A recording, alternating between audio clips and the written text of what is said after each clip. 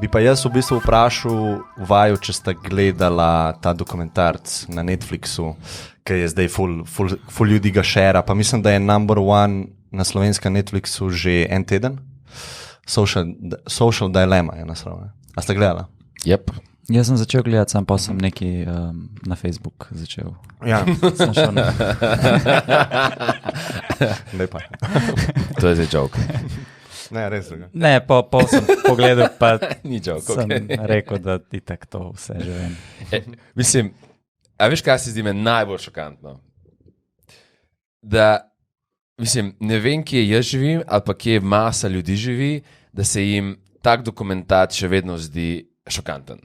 To se zdi meni šokantno. Mislim tako, kje živiš, da ko nekdo reče, social media ima svoje minuse in predlagajo ti newsfeed pa tako in v zadnji je nekdo, ki je to zdi zanimivo, da ti to uporabljaš čim dlje pa čim bolj pogosto, da si šokiran, ko to slišiš. Mislim, to je tako, mislim, da je to že common knowledge, mislim, ja, moja napaka. Verjetno, mislim, zdaj predpostavljam, da ljudje niso bili šokirani nad tem glavnim sporočilom, ampak na način, kako je bilo vse predstavljeno, pa predstavljeno v enem kosu, ki ga lahko skonzumiraš, se pravi vse negativne eksternalije teh socialnih omrežij, ne?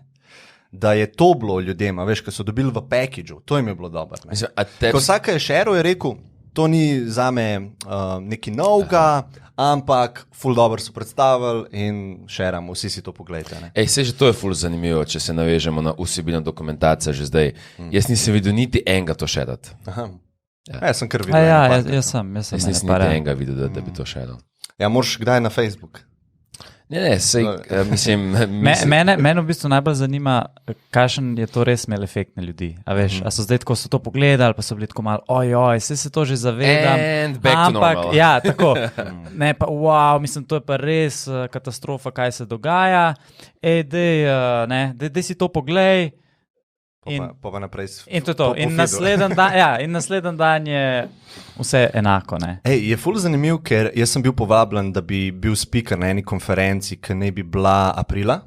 In jaz kot UX designer sem si v bistvu glih to temo, ki sem jo, ne vem, 2 leti raziskoval, pa meču stvari, pa kako bi to najboljš predstavil, je bila glih ta tema o tem. In v bistvu zato mi je bilo čisto, tudi poznal sem te, ki so govorili, se pravi Tristan Harris, njegovo knjigo sem prebral in vse tiste ostale, ki so zaskrbljeni.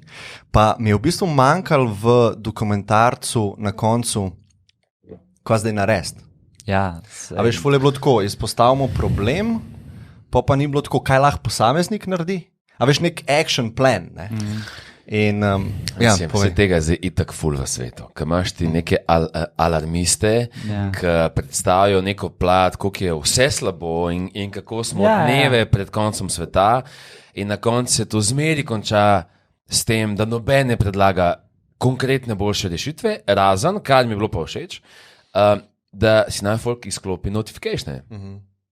To se mi zdi super, mislim, the best na svet, ampak ja, mislim, doben od teh, kolikor jaz vem, ne razvija Facebooka 2, ki bi bila uspešna alternativa Facebooku. Mislim, alarmisti, ki prodajajo zgodbo o koncu sveta, ki jo masa rada kupi, ampak hkrati mi je v bistvu ful dober. Ker se mi zdi, da tako kot včasih, ko se zbudiš, pa si popikan od komarjev, ne štekaš čisto, zakaj so komarji pomembni, so alarmisti zelo podobni. Mislim, včasih lahko pozabi, zakaj so toliko pomembni v naši družbi. Zakaj je pomemben nekdo, ki samo govori in kaže s prstom, to je bad, to je bad, to je bad in 99% je to vse, kar on počne. Ampak ne, mislim, ta dokumentac, čeprav je manjka ta del, ta praktični del, kaj bomo zdaj, manjka to, da so oni dejansko dali v prakso, pa naredili alternativo temu, se mi zdi super, mislim, potrebujemo taki ljudi, ki opozarjajo, mogoče malo pretiravajo v določenih scenah, ampak se mi zdi super, zato, ker če noben ne bi tega počel, potem res mogoče noben ne bi vedel, da je to problem, ali pa bi premalo ljudi se to zavedali, tako da se mi zdi, da čeprav jaz mislim, da se malo pretirava, da mogoče je to potrebno za nekatere, da se jim... Jaz mislim, da na dolgi rok se ne pretirava. Predvsem iz tega vidika ena stvar je bila izpostavljena. Ne? Se pravi, mi smo narejeni bili v neki savani skozi evolucijo in pač tak sistem, kot imamo. Ne? Medtem pa na drugi strani se ti boriš, to si tudi prejšnjič izpostavil, ti se boriš proti algoritmom, ki vsako sekundo postajajo boljši. Ne? In v bistvu ta linearna funkcija v prihodnosti tega AI-ja je pač clear, da bo vedno močnejša. Ne? Vedno močnejše sile bojo na tebe igrale. Ne? In mogoče je zdaj prezgodi za delati tak alarm, ne zdi se mi pa, da se pretirava v temu. No? Saj vse, kar jaz vem okrog tega, mislim, da je lahko to zelo velika katastrofa za človeštvo. Ne? Jaz imam en občutek, nisem prepričan, ampak občutek imam, da ko so prišle televizije v mainstream, so bili podobni alarmisti, ki so verjeli v to, da bo zdaj konec sveta, zato ker imamo kar naenkrat televizijo v svoji dnevni sobi. Ja, ampak vseeno tukaj moraš, jaz bi tukaj se strinjal s Klemnom, zdaj, a veš, sigurno je to bilo res, z vsako tehnologijo. Tudi, ko je elektrika prišla, so bile neke te časopisne karikature, kako bo zdaj se bojo cela mesta zadušila v žicah, ko bojo napeljane med hišami. Nisi bil na Tajskem. Tam se je nekako to zgodilo. Ampak zdaj imaš res ta problem, da je zadaj mašinerija, ki je postaja vedno boljša. Ne? Televizija je lahko do neke mere postala dobra, pa ne oglaševanje na televiziji, pa koliko zasvoljivo serijo narediti na televiziji. Ne? Ampak je tiste serije bilo konc, pač si lahko ugasnil TV, pa si nekaj drugega delal. Ne? Ja, Jani, jaz vedno to dostakrat slišim, ta argument, ne, sej televizija pa vse ostale tehnologije, ampak ni bilo personalizirano. Ampak to je glavno. Vse to se hoče izpostaviti. Jaz sem dal en primer s krofi, ko se ti zbudiš, če tebi ne pašejo krofi, ti damo nekaj drugega in oni bojo najdel tvoj trik. To je res. Ja. Ampak, če se mi pogovarjamo takrat, ko prije TV ven, z skupino ljudmi, ki so alarmisti in pravijo, da bo to konec sveta. Bi mi rekli, vse smo imeli prej radio, pa veš, ni bilo tako bad, pa ni zdaj folk samo radio poslušal. Bi oni rekli, ampak tokrat je prvič, ko imaš ti sliko pred seboj. Ne, se osredotoči samo na to personalizacijo. Ne, se to hoče reči. Vsaka nova tehnologija prinese nekaj, kar lahko tisti na drugi strani reče, ampak to je pa zdaj prvič. In nekdo je lahko rekel, prvič vidimo sliko. Kaj pa nuklearno orožje, recimo? Kaj s tem? Recimo zdaj izumijo, mi smo zdaj v leta 45, 46 in se pogovarjamo in jaz pa Andrej rečeva, a si videl, kakšno bombo so izumili, ne? Ja, pa malo fizike poznava, recimo, da je en od nas fizik in reče on, ampak to lahko ti še skalaš krat milijon. Pa mi zdaj trije, to je lahko bad, ne? Pa ti rečeš, daš argument, sem, ko smo radio izumili, ni bilo nič bad.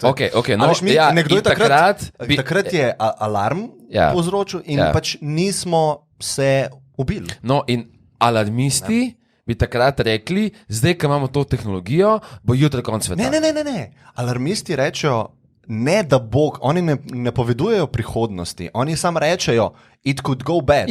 Vedno so dve smeri. In jaz samo opozarjam kot alarmist, da gre lahko zelo v bad. To pa ne pomeni, da jaz napovedujem prihodnost, da bomo se uničili. Če ne naredimo nekih posegov v to. Ampak sej to je pa vsaki stvari. Mislim, ne vem, ko raste plevel. Če ne bom tega naredil, bo plevel, prerastel cel moj vrt. Mislim, na več nivojih sveta imamo take probleme, ker lahko rečemo, če ne bomo nič naredili, se bo nekaj zgodilo. Ampak kaj vidim, da se v gospodarstvu ali pa v kapitalizmu ponavadi zgodi? Da ko nekaj rata res velika težava, je nekdo finančno hudo nagrajen za to, da jo reši. To se strinjam. In ene stvari se rešijo same od sebe. Seveda, ne smemo mi zdaj živeti z mindsetom, vse se bo rešilo samo od sebe. Ampak ne, mislim, čeprav ta sistem ni perfekt, veliko stvari so se, mislim, recimo, moj pogovor pred karanteno je s človekom, ki je prepričan, da zdaj, ko se bo meje zaprle, bo težje trgovanje med državami in kar naenkrat lahko pride do tega, da ne bo WC papirja, da bo lakota, ker ne bo neke hrane. Pa tako, Ne, mislim, jaz sem rekel, skod zihan ne bo prišlo do tega, zato ker tudi če se meje zaprejo, bo ta nagrada za nekoga, da reši ta problem, toliko večja, da bo nekdo skrekel ta problem in pripeljal WC papir do nas. In z maskami se je to zgodilo. Ja, cena je šla gor, pa mogoče je bilo nekaj časa, ki jih ni bilo, ampak zelo hitro je, ne vem, kaj vi mislite? To je kapitalizem, ki je to rešil. Mislim, da smo že imeli točno ta pogovor. Ja. Ker se zdaj prav spomnim, kaj je bil moj kontrargument na ta tvoj argument, da v zgodovini je enkrat mogla država poseči zakoni v trg. Se pravi, trg. Ja, pa se skozi posega. Vem, jaz mislim, da ti hočeš malo risati to, no, poprav me, če se motim, da bo trg že zrihtel, zato ker en bo bolj nagrajen. Ne sam trg, tudi ljudje na drugi strani. Veš, mislim, mi zdaj mislimo, da kar naenkrat bomo vsi uporabljali, ne vem, zdaj bomo malo pretiraval Facebook 24/7 in ne bo se najdel noben, ki je ali v kongresu, ali ki je, ne vem, v bodu od Facebooka, ki bi rekel, ok, šli smo predavč in bomo to rešili. Mislim, jaz ful verjamem v to, da ja, ko je problem res velik, se je do zdaj ponavadi pokazalo to, da smo ljudje fokusirano ga rešili, zato ker je nagrada za tistega, ki je ta problem rešil, narasla. Ne? In ta problem trenutno še pač ni tako velik. Ja, ima gre depresija gor, pa anksioznost, ampak če bo to šlo krat 10, bojo ljudje imeli incentiv, da to rešijo. In jaz sem ziher, da bo to rešil. Mislim, zdaj malo zastopam neko kontrastran tega, ki mogoče ni toliko popularna, ne? Ampak ja, jaz mislim, da ja, isto je z marsikaterim ostalim problemom, s katerim se soočamo ta moment. Ne bi bil toliko črnogled, hkrati pa ja, mislim, se po mojem se večina ljudi strinja, če ne bi nič naredili, bi lahko šlo narobe. Ampak jaz ne hodim po stanovanju črnogledu, jaz ne bom čez en mesec pospravil flat, pa bo smrdel. Ne, mislim, vem, da bom vsak dan, če bojo, ne vem, se nabrali smeti, jih odnesel dol. Tako da ja, zdaj ti mi govorimo, da so se smeti ful nabrale v tvojemu flatu, ne? Ne, ti pa praviš, da se nabirajo, da ta trend gre v negativo. Ja, eni vidijo, da je ful umazan, sej to je ful subjektivno, ne? Eni pa vidijo, pa sej ni še toliko bad, ne rabimo še počistiti, ne?